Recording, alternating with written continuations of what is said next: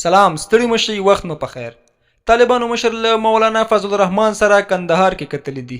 بي بي سي پښتو ویبپاڼې ته رسیدلي معلومات ښیي چې د پاکستان د جمعیت علماء اسلام مشر مولانا فضل الرحمن د طالبانو له مشر هیبت الله اخونزاده سره کتلې دي. په کندهار کې یوې سرچینې بي بي سي ته ویلي مولانا فضل الرحمن د همدې کتنې لپاره نن چهارشنبه کندهار ته رسیدلی دی. د طالبانو حکومت یوې بلې مهمې سرچینې هم تایید کړې. په کندهار کې د طالبانو مشر له مولانا فضل الرحمن سره کتلې دي. د دې کتنې په اړه تر اوسه جزئیات نه دي په ډاګه شوي چې بحثونه پر څه شوي دي. د طالبانو د حکومت ویان ذبیح الله مجاهد چې خپله هم ډیر وخت په کندهار کې وي وویل په دې اړه څه نشم ویلی. دا به په ښکاره دویم بهرنی مشر وي چې د طالبانو له مشر سره وګوري. مخکې داسې ریپورټونه خپاره شوي وو چې ښایي دا کتنه ونه شي. مولانا فضل الرحمن د تېرې یکشنبې په ورځ د یو پلاوي په مشرۍ کابل ته رسېدلی و.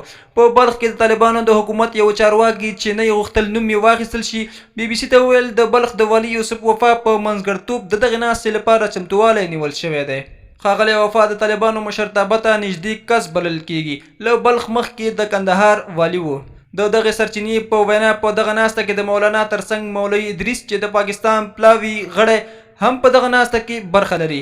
کابل ته د سفر پر مهال د ورځې وړاندې د جمعیت علماء اسلام مشر مولانا فضل الرحمن او ورسره پلاوي د طالبانو حکومت له لومړي وزیر ملا محمد حسن اخوند سره په لیدنه کې ویلي وو افغانستان ته د سفر اصلي موخه د دواړو هیوادونو په اړیکو کې د ناسم پوهاوي لرې کول دي.